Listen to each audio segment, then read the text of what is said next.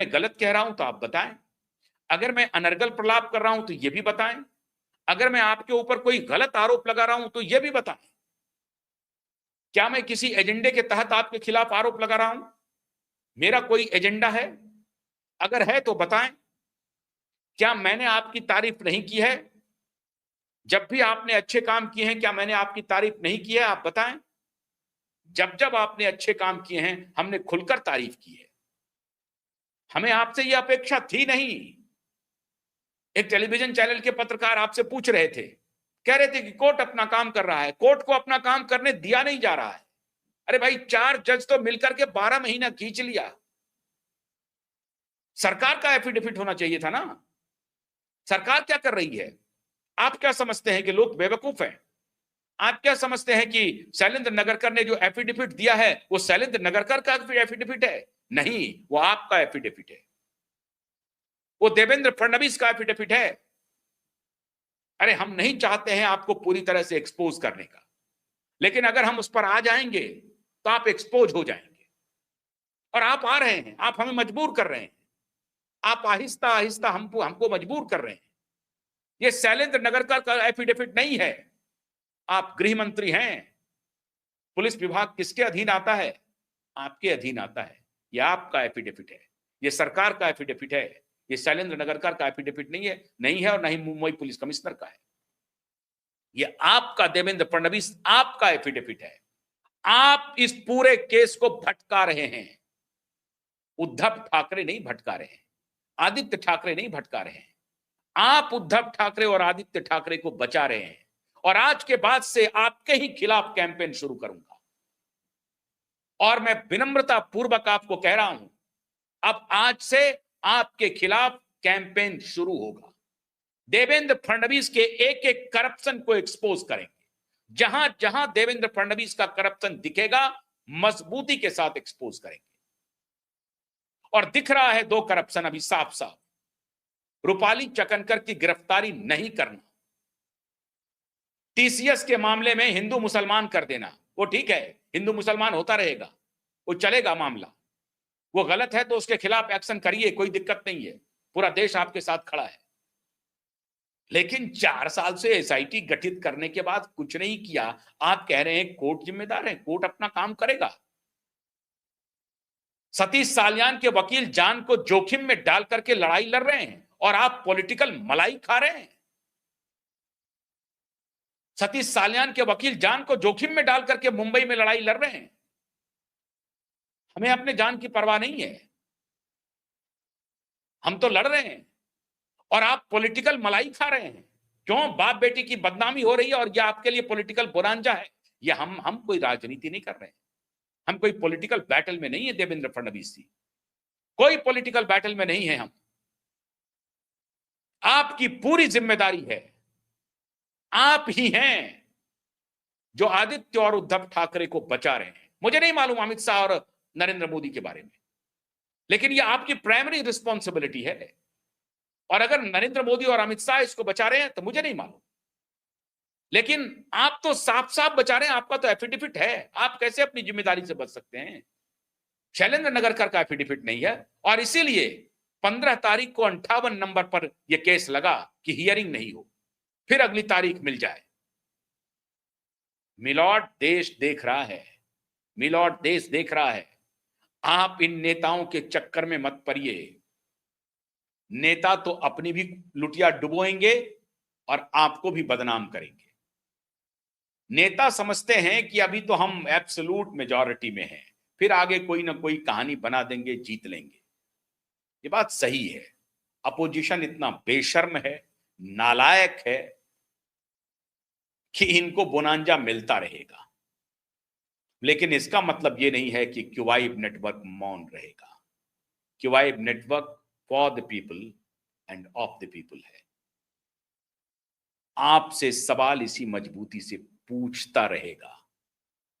आप बेईमानी कर रहे हैं, आप धोखा दे रहे हैं, आप दिशा साल्यान के पिता और एक गरीब मां बाप को न्याय नहीं दे रहे हैं। और ये केस रसूखदार लोगों को बचाने का केस है और ईमानदार और एक अबला लोगों के साथ खड़े होने का केस है, और आप रसूखदार लोगों के साथ खड़े हैं देवेंद्र फडणवीस जी। आप, सिर्फ और सिर्फ आप खड़े हैं देवेंद्र फडणवीस जी, आप खड़े हैं। आप गृह मंत्री थे तब आपने एसआईटी गठित किया था, पॉलिटिकल फायदे के लिए किया था। अब उसको बचा के रखे हुए हैं। क्यों? नीतीश बाबू धोखा ना दे दे, वो धोखा ना दे दें, चंद्रबाबू ना धोखा दे दें, उनके 9 एमपी का हम जुगाड़ करके रखें, ये चल रहा है। अब पूरा देश जान रहा है। कोई रॉकेट साइंस नहीं है आपके ये तुच्छ राजनीति को समझने के लिए। किसी को कोई रॉकेट साइंस या इतना बड़ा दिमाग लगाने की जरूरत नहीं है। आपको लग रहा है कि इसको दबोच करके रखो, इसको अपनी मांद में रखो, जब जरूरत पड़ेगी तो इससे मदद ले लेंगे, फिर कहानी कुछ और कह देंगे। अभी किरीट सोमैया जैसे लोग आकर के टीसीएस वाले, टीसीएस लब जिहाद, लब जिहाद, लब जिहाद, लब जिहाद तो है, इसमें कोई शक नहीं है। आप करिए ना, अगर उसमें कुछ है तो देखिए आप। किरीट सोमैया लब जिहाद में आकर के बड़ी बड़ी बात बोल रहे हैं। बेशर्म किरीट सोमैया, बेशर्म किरीट सोमैया, बेशर्म किरीट सोमैया, कभी पूछो तो आकर के कैमरे पर आकर के बोलो तो सही, बोलो सही आकर के कि दिशा सालियान के पिता को न्याय कब मिलेगा, बोलो। अरे किरीट सोमैया, मैं तुम्हें कह रहा हूं, मैं तुम्हें कह रहा हूं, किरीट सोमैया, तुम्हारे नख से लेकर के बाल तक मैं तुम्हें जानता हूं किरीट सोमैया। हमने 18 साल तक भारतीय जनता पार्टी को बड़े नजदीक से देखा है। मैं जानता हूं तुम्हें। बड़ी बड़ी बात आकर के टेलीविजन कैमरे पर जो बोल रहे हो ना, मैं तुम्हें कह रहा हूं, हिम्मत है तो बोलो, बोलो आदित्य ठाकरे के खिलाफ खड़े होकर के बोलो। नहीं बोलेंगे, नितेश राणे बोलेंगे, नीलेश राणे बोलेंगे, भाजपा वाले कुछ नहीं बोलेंगे, चुप रह जाएंगे और ये समझते हैं कि देश इन्हें सम्मान देगा। कोई देश सम्मान नहीं देगा। ये बेईमानी, ये मक्कारी, ये फरेबी अगर चलते रहेगा, कोई देश सम्मान देने वाला नहीं है।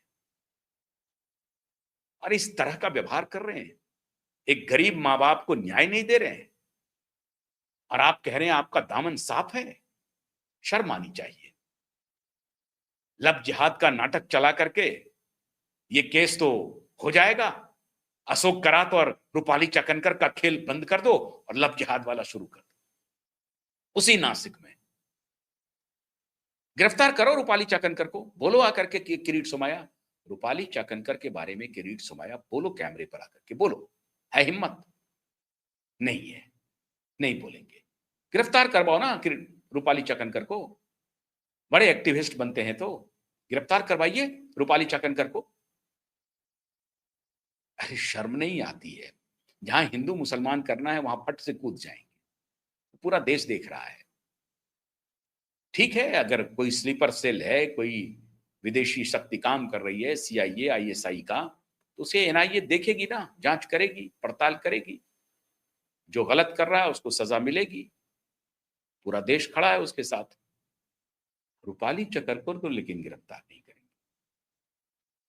खेल चल रहा है। एक एक बात को पूरी मजबूती के साथ, जिम्मेदारी पूर्वक, पारदर्शिता के साथ जनता की अदालत में ले जाएंगे और जनता की अदालत में इन नेताओं को नंगा करेंगे। नंगा करेंगे इन नेताओं को। किसी भी सूरत में इन्हें नहीं छोड़ना है। इनके पास अगर ताकत है तो हमारे पास भी ताकत है, जनता की ताकत है। और ये सोच रहे हैं कि जैसे कुछ भी कर लेंगे, कोई बात नहीं है। झूठ बोल देंगे, ठग लेंगे, फरेब कर लेंगे, किसी पर थोप देंगे।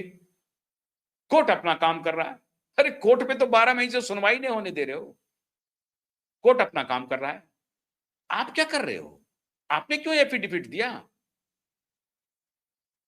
थप्पड़ लगी है कोर्ट में कि 174 नहीं चलेगा। एफआईआर क्यों नहीं हुआ? कोर्ट अपना काम करेगा। कोर्ट अपना काम करेगा। देश में जब तक आप अकाउंटेबिलिटी नहीं फिक्स करेंगे नेताओं की, हमारी और आपकी ये जिम्मेदारी है। ये गुस्सा यूं ही नहीं है। ये गुस्सा इसलिए है कि कभी आप भी खड़े होइए, और आप तो खड़े हैं वैसे। आप खड़े होइए, अपनी ताकत दिखाइए इन बेईमान, इन भ्रष्ट नेताओं को, अपनी ताकत दिखाइए। बहुत हो गया, हमने बहुत समय दे दिया इन्हें, बहुत समय दे दिया, बहुत समय दे दिया, बहुत सम्मान भी कर लिया। इनके साथ चलते रहे कि देखते हैं कुछ करते हैं, देखते हैं कुछ करते हैं, कुछ नहीं किया। आज तक सतीश सालियान को सिक्योरिटी नहीं दी, आज तक इन्होंने नीलेश ओझा को सिक्योरिटी नहीं दी। हमें तो छोड़ दीजिए, हमारी कोई चिंता नहीं है, हमने कभी इनसे सिक्योरिटी मांगा भी नहीं। हम तो कफन बांध करके लड़ रहे हैं, हमें इनसे सिक्योरिटी की जरूरत भी नहीं है। लेकिन नहीं दिया इन्होंने सतीश सालियान को, नहीं दिया इन्होंने नीलेश ओझा को। वो लड़ रहे हैं, लेकिन ये अपना काम कर रहे हैं, करते रहिए। आज से आपको एक्सपोज करने का अभियान हमने शुरू कर दिया है और हम रुकेंगे नहीं, हम थकेंगे नहीं। और मिलॉर्ड, मैं तो हैरान हूं मिलॉर्ड, सीजेआई सूर्यकांत जी कहां हैं? कहां है?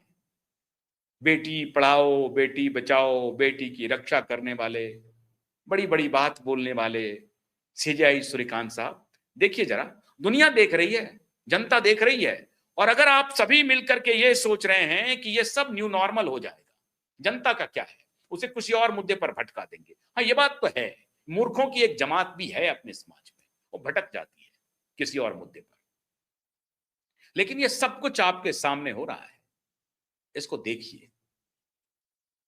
और मिलॉट, तारीख तो मिलेगी ही, आप निराश मत होइएगा।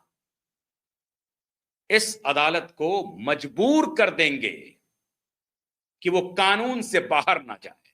उनके पास एक रास्ता है तारीख देने का, देने दीजिए, कब तक देंगे वो। लेकिन अब इस अदालत के सामने गिड़गिड़ाएंगे भी नहीं, मजबूर करेंगे, उन्हें मजबूर करेंगे कि तारीख दीजिए, सुनवाई कीजिए, करना पड़ेगा। ये न्याय का तकाजा है, जनता मांग रही है और ये होकर रहेगा। बहुत बहुत शुक्रिया, नमस्कार।